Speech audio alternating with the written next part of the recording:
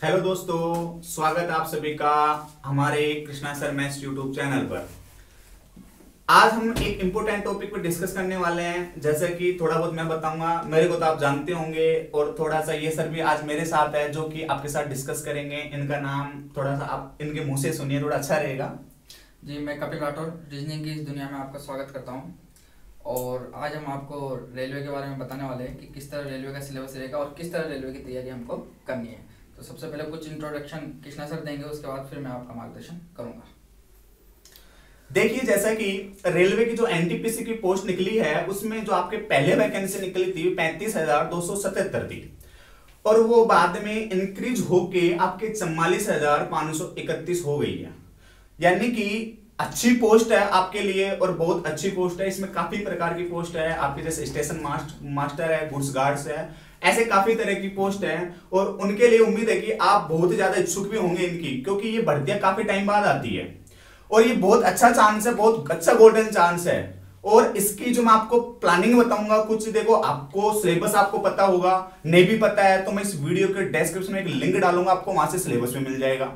और मैं आपको इसकी इतनी अच्छी प्लानिंग बताऊंगा, अगर आप उस प्लानिंग पे चलते हो तो आपको सीबीटी फर्स्ट नहीं सीबीटी 2 की आप डायरेक्ट तैयारी कर पाओगे, एक ही साथ एक ही बार में, और बहुत बेटर तरीके से बहुत अच्छा स्कोर कर पाओगे बहुत कम टाइम में।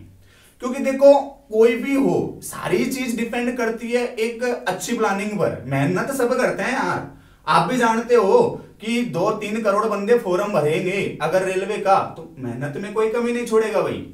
भाई 2 करोड़ फॉर्म आ रहे हैं तो 2 करोड़ ना सही 1 करोड़ बंदे मेहनत करेंगे, लेकिन फिर भी भाई अगर 45,000 अपन सीट, 45,000 अपन वैकेंसी लेके चले तो उनका सीबीटी फर्स्ट में आपके 20 गुना बच्चे पास किए जाएंगे। सीबीटी 2 के लिए 20 गुना का मतलब हो गया एप्रेक्स 9 लाख के समथिंग, इतने बच्चे पास किए जाएंगे। तो अब उन 2 करोड़ में 2.5 करोड़ में से आपको मात्र 9 लाख बच्चों में आना है, तब जाके आप सीबीटी 2 के लिए क्वालिफाई होगे। तो उसके लिए आपको कितनी मेहनत करनी चाहिए, किस हिसाब से पढ़ना चाहिए, वो सब डिपेंड करेगा प्लानिंग पर।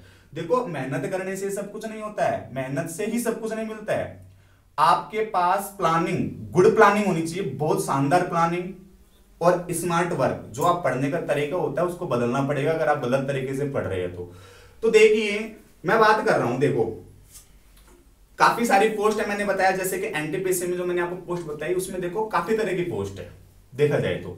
अब इसमें इनकी जो सीबीटी फर्स्ट होगा, इसका देखो जो एग्जाम का, चाहे कितनी भी पोस्ट हो, जो सबका पहला एग्जाम होना है सीबीटी फर्स्ट, वो सभी के लिए कॉमन है। जितनी भी पोस्ट है सबके लिए सीबीटी फर्स्ट आपकी कॉमन एग्जाम होनी है।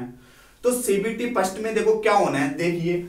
और इसके बाद में कुछ एग्जाम की सीबीटी जो सेकंड है वो भी कॉमन है और कुछ का अलग है, और कुछ में टाइपिंग वगैरह भी है, जो भी है वो बाद की बात है। अपना अभी जो पहला टारगेट है वो है सीबीटी फर्स्ट। चाहे आप 12th पास, देखो अब जो इतनी वैकेंसी है उसमें कुछ पोस्ट है जो अंडर ग्रेजुएट भी है और कुछ ग्रेजुएट भी है। समझ रहे हैं इन दोनों चीजों को, थोड़ा मैं शॉर्ट में लिख रहा हूं। कुछ पोस्ट आपकी 12th पास भी है और कुछ ग्रेजुएट से भी है। तो दोनों के लिए सीबीटी फर्स्ट है जो कॉमन है, और ये आपको क्वालिफाई करना है, यानी कि आपको सीबीटी 2 एग्जाम में जाने के लिए इसको क्वालिफाई करना जरूरी है। तो उसके लिए क्या प्लानिंग होनी चाहिए, क्या वो होना चाहिए, उस पर हम थोड़ा बात करेंगे। तो देखिए, सीबीटी फर्स्ट में क्या है, आपका मैथ्स आ रहा है, मैं बात करूं तो आपकी रीजनिंग आ रही है और आपकी जनरल अवेयरनेस आ रही है। मैथ्स में अब बात करें कि मैथ्स में कितने क्वेश्चन आएंगे, अगर मैं नंबर ऑफ क्वेश्चंस की बात करूं तो मैथ्स में क्वेश्चन आ रहे हैं 30।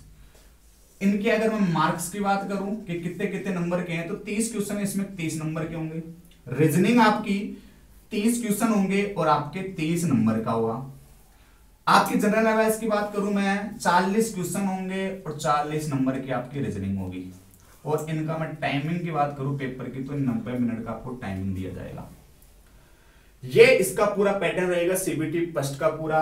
या इस प्रकार टोटल क्वेश्चनों की संख्या यहाँ पे हो गई 100 और यहाँ पे टोटल नंबरों की संख्या हो गई 100, यानी कि 100 क्वेश्चन 100 नंबर के आपको 90 मिनट में करने हैं।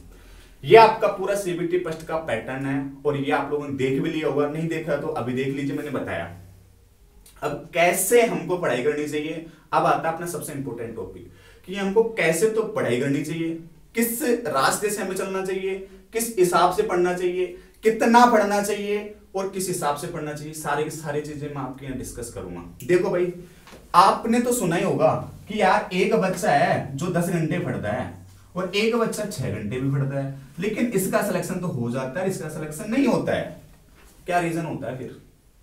आपने सुना होगा, अगर आप गांव से या किसी सिटी से तो बिलोंग कर रहे हो तो अपने पड़ोसियों को सुना होगा कि यार वो लड़का तो इतना पढ़ता था कि मतलब उसका फिर भी सिलेक्शन नहीं हुआ, और वो तो डोलता रहता था, घूमता रहता था, फिर भी उसका सिलेक्शन हो गया।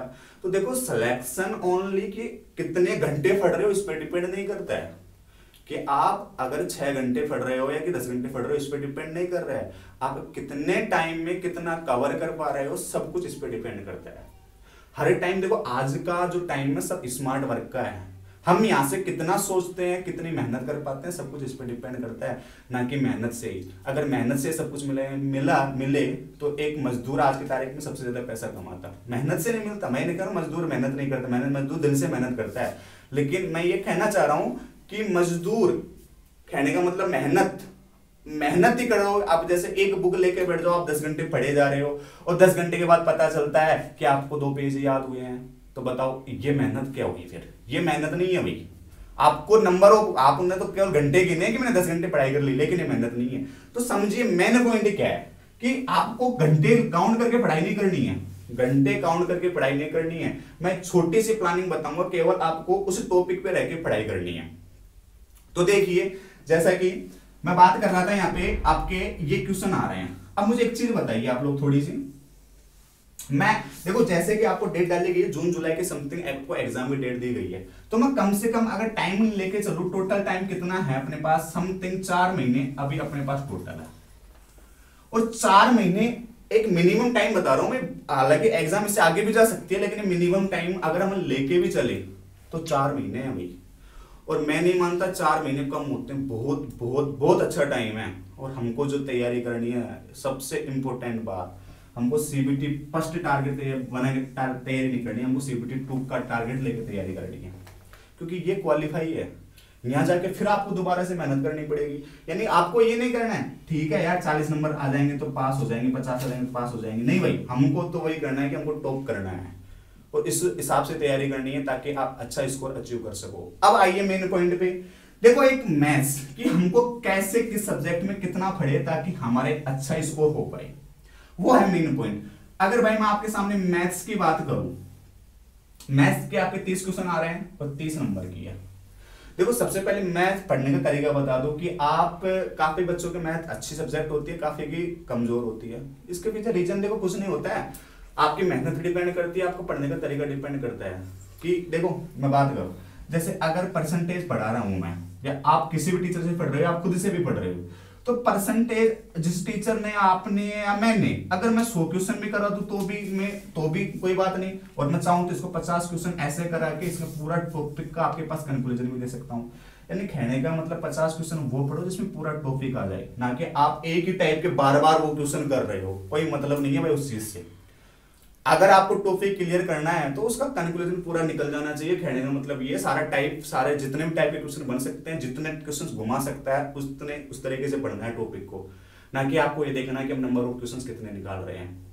और कोई भी ये तीनों चीजें हैं, इनकी एक सिलेक्टेड बुक उठाइए, आपको जो मैं बात बोल रहा हूं उसको समझना। अगर हम 4 महीने का टाइम लेके चलें तो आप टारगेट लेके चलिए आप 3.5 महीने का, कि हमको 3.5 महीने में, ज्यादा लंबा कोर्स नहीं है, 3.5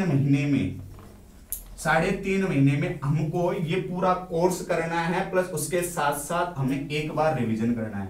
यानी आपका 1 टाइम तो पूरा कोर्स होना चाहिए और 1 टाइम आपका इन 3.5 महीनों में रिवीजन हो जाना चाहिए। देखो अगर आप रियल में सिलेक्शन लेना चाहते हो तो मैं वही प्लानिंग बता रहा हूं जिससे सिलेक्शन श्योर है, कहीं नहीं जाने वाला आपका। इन 3.5 महीनों में आपका 1 टाइम यानी एक बार तो कोर्स हो जाना चाहिए और एक बार रिवीजन हो जाना चाहिए, कोई ज्यादा नहीं है। अगर आप 6 से 8 घंटे भी पढ़ पाते हो तो वो टाइम काफी है, आराम से कर पाओगे। देखिए अगर मैं मैथ्स की बात करूं तो मैथ्स में 30 क्वेश्चन है, 30 नंबर के हैं। अगर आप थोड़ा सा भी मेहनत कर लेते हो कंटिन्यू 3.5 महीने, तो मैं नहीं मानता कि 30 नंबर में से अगर 30 भी ना मानो तो आप मिनिमम 25 नंबर तक स्कोर कर सकते हो। मैथ्स में आप 25 नंबर तक आराम से स्कोर कर सकते हो। और अगर आप ज्यादा अच्छी मेहनत करते हो, मैथ्स आपकी अच्छी है, तो 25 से आप 30 नंबर तक भी जा सकते हो, यानी 25 से 30 नंबर के बीच आराम से स्कोर कर सकते हो। मैथ्स एक स्कोरिंग सब्जेक्ट होता है। ऐसे अगर मैं बात करूं, रीजनिंग भी एक बहुत अच्छा सब्जेक्ट है। रीजनिंग कोई हार्ड सब्जेक्ट नहीं होता है, आप भी जानते हो ये। तो रीजनिंग में भी अगर मैं बात करूं तो आप 25 के समथिंग, वही 25 से 30 के समथिंग, इसका तो देखो स्कोरिंग सब्जेक्ट है, दोनों का स्कोर लगा के चलिए। अगर आप 3.5 महीने मेहनत कर रहे हो तो बहुत, ये कोई ज्यादा मेहनत नहीं है, बहुत कम भी नहीं है, एक अच्छी मेहनत है जिसमें आप एक पर्याप्त टाइम में अच्छा सिलेक्शन ले सकते हैं, अच्छी पोस्ट पा सकते हैं।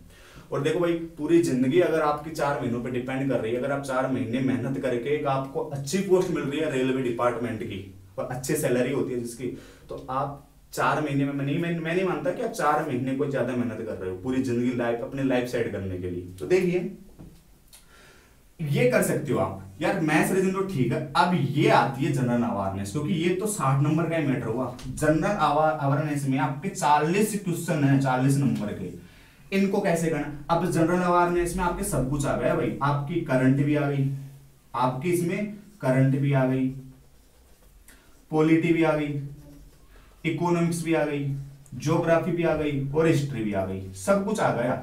और इसके अलावा आपकी जीएस आ गई 10th लेवल, जिसके अंदर आपकी फिजिक्स आ गई, केमिस्ट्री आ गई और बायो आ गई। इतना सब कुछ आपके 40 नंबर के अंदर है।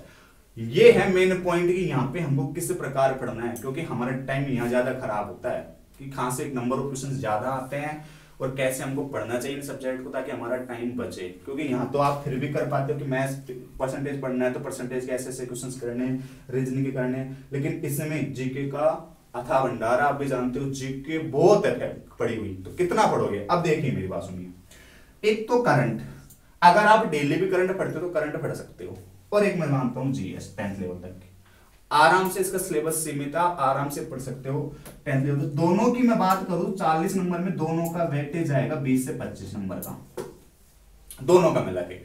अब बाकी बचे 15 से 20 नंबर में आपका ये है, 15 से 20 नंबर में आपकी जो जीके है, पॉलिटी, हिस्ट्री, इकोनॉमिक्स और ज्योग्राफी वगैरह। 15 से 20 नंबर में आपका सब कुछ ये, तो 15 से 20 नंबर में भाई आपको करना क्या है, आपको या तो कोई बुक उठा लो, अगर आप थ्योरेटिकल पढ़ना चाहते हो तो थ्योरेटिकल पढ़ लो, या फिर अगर ऑप्शनल पढ़ना चाहते हो तो आप सबसे बढ़िया है कि प्रीवियस ईयर के पेपर उठाइए। अब पेपर कौन से उठाना है, पेपर ये नहीं कि रेलवे के उठा लिए, अपने धरती माँ है, अपने पृथ्वी से रिलेटेड जो भी आपको सब पढ़ना है, यानी कि आप रेलवे को उठा लीजिए प्लस एसएससी को उठा लीजिए, जिनसे रिलेटेड यहाँ क्वेश्चन पूछे गए हैं दोनों के पेपर के प्रीवियस ईयर के क्वेश्चन से वो पढ़ डालिए, हैवी नहीं जाएगा। और मैं ये मानता हूँ जो मैं बता रहा हूँ ना, वो 6 से 8 घंटे की स्टडी में सब कुछ पर्याप्त, आराम से कर सकते हो आप, ज्यादा नहीं है।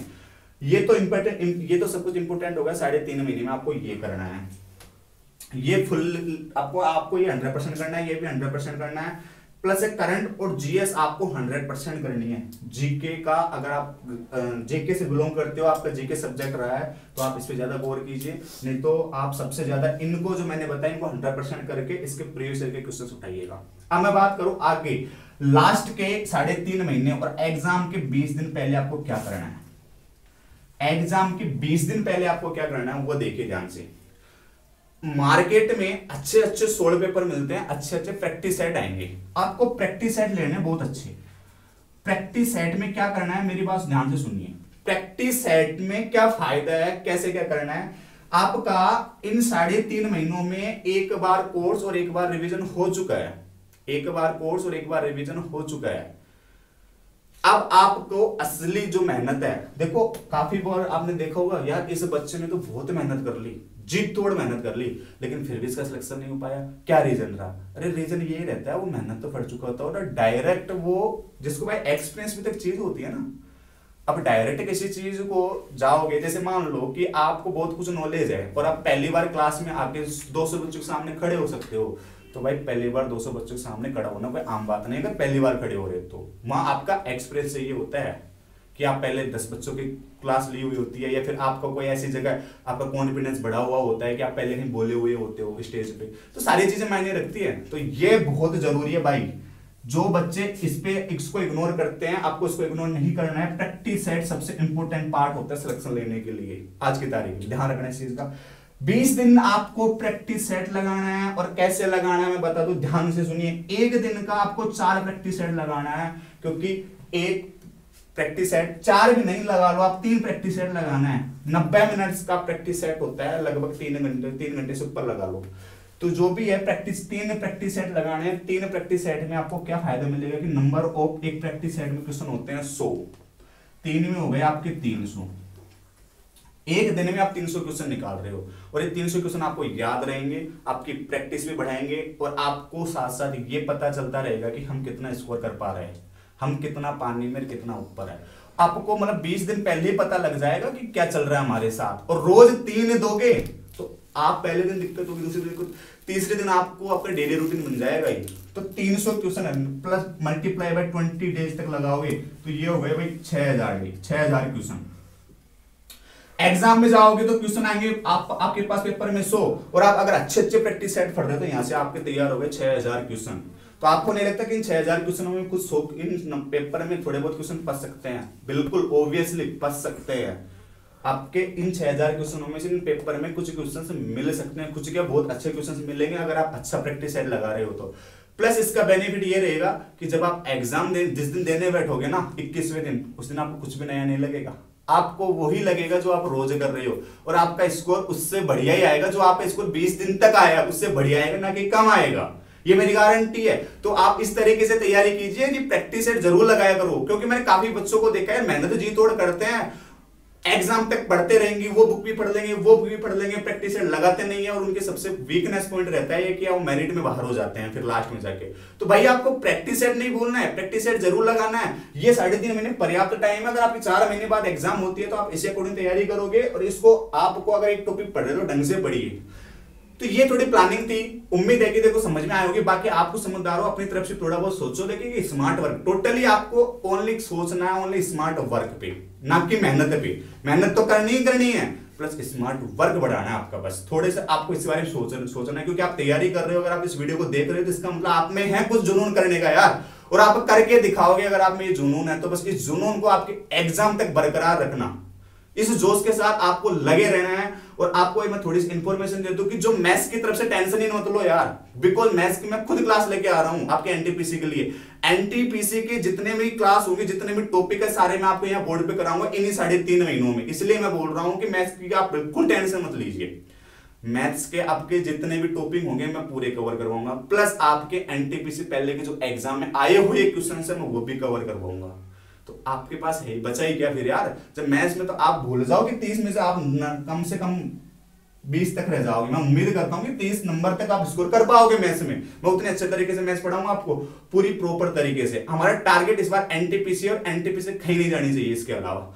तो भाई एक देखो, अब मैं बात करूं, चलो थोड़ा सा आपको बात रीजनिंग वाले सर बताएंगे थोड़ा सा कुछ, और इनसे भी जानिए कि ये क्या थोड़ी आपको राय देना चाहते हैं, कुछ इनसे भी जानिए कि इनकी सलाह क्या है। देखिए नमस्कार दोस्तों, कृष्णा सर के सर के यूट्यूब चैनल पर आप सभी का मैं स्वागत करता हूं। पिछले कुछ समय से कृष्णा सर द्वारा आपको एनटीपीसी की जो भर्ती आई रेलवे की, उसके बारे में इंट्रोडक्शन दिया जा रहा था। तो दोस्तों मेरा भी आपसे यही कहना है कि एक बहुत ही अच्छा सुनहरा अवसर आया है एनटीपीसी की भर्ती का, और इस अवसर को आप सभी को जाने नहीं देना है। रेलवे की भर्ती की मैं बात करूं तो इस भर्ती में हम देखेंगे मैथ, रीजनिंग और जीके के सभी पार्ट हमें देखने को मिलेंगे। तो दोस्तों रीजनिंग की अगर मैं आपको बात करूं पर्टिकुलर, तो रीजनिंग के सर द्वारा बताए गए 30 क्वेश्चन और 30 नंबर की रीजनिंग हमें देखने को इसमें मिलेगी।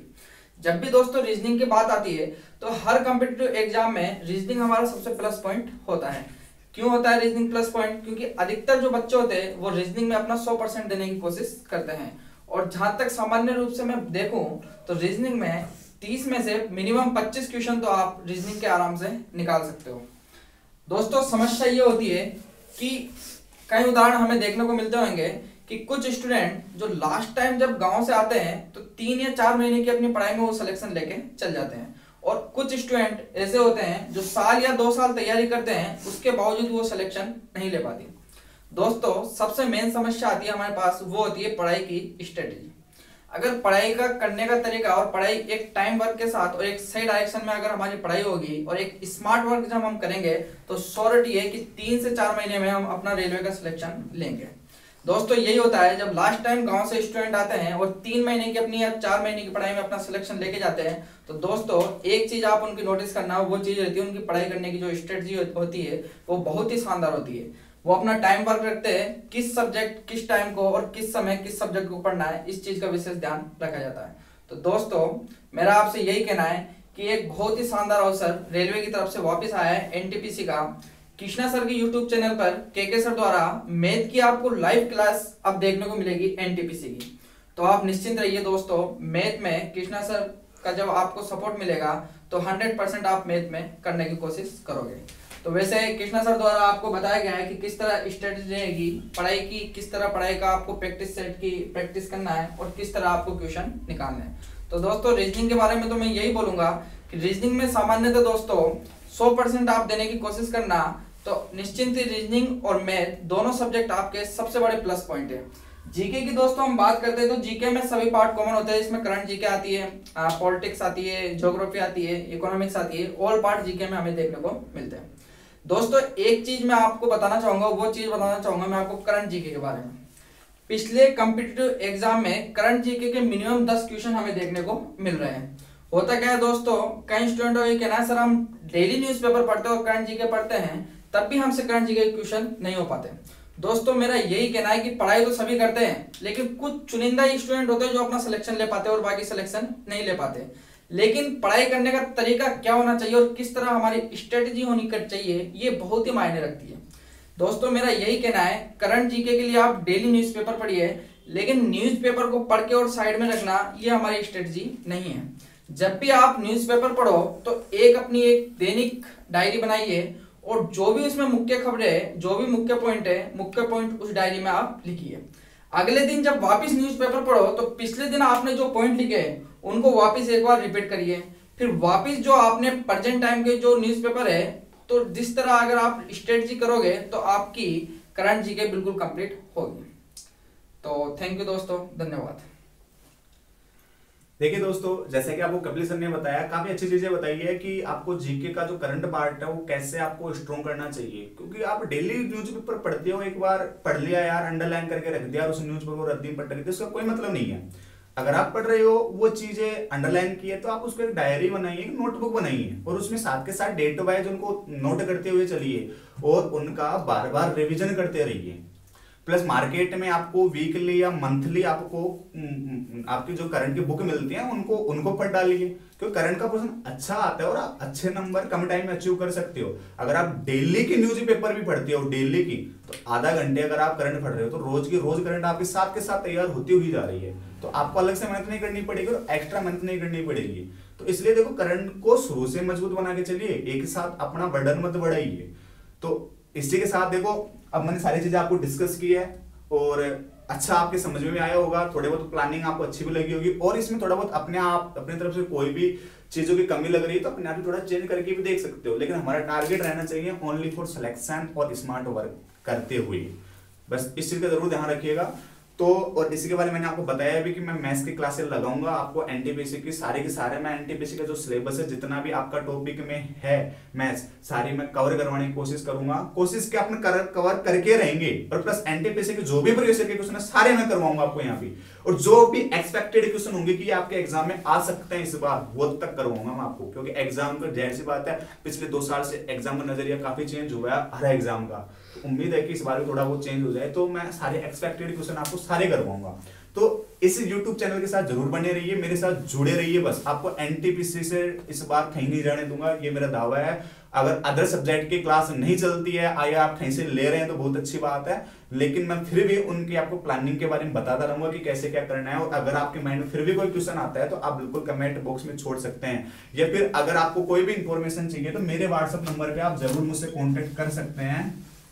ये मेरा व्हाट्सएप नंबर है, आप इससे जरूर मेरे से कांटेक्ट कर सकते हैं। यहाँ पे मेरे मैथमेटिक्स का ग्रुप भी है, अगर आप उसको ज्वाइन करना चाहते हैं तो आपका नाम लिख के और आप मेरे को व्हाट्सएप कर सकते हैं, कोई प्रॉब्लम नहीं है। तो अगर आप चाहते हो कि रीजनिंग क्लास भी लगे तो रीजनिंग क्लास के आप बोलिएगा कि सर हमें रीजनिंग क्लास भी चाहिए, तो मैं सर से गुजारिश करूंगा कि सर यहाँ पे रीजनिंग क्लास ले ले, तो वो ले लेंगे, कोई दिक्कत नहीं है। तो आप थोड़ा सा इस चीज को समझिए और इस वीडियो को जितना हो सके, जितना ज्यादा हो सके लाइक करिए और शेयर जरूर करिए भाई। देखो इतनी मेहनत की है आप लोगों के लिए, तो लाइक बटन मत दबाने में आपका 1 सेकंड लगता है। बस वो जो लाइक बटन का ब्लैक है उसको ब्लू करना है और कुछ नहीं करना है। तो लाइक बटन जरूर दबाइए। अगर सब्सक्राइब नहीं किया तो सब्सक्राइब जरूर कीजिए, प्लस बेल आइकन जब दबाना मत भूलना, क्योंकि एनटीपीसी की जो भी सारी इंफॉर्मेशन होगी जरूर मिलेगी आपको। ठीक है, इसी के साथ दोस्तों अलविदा, बाय।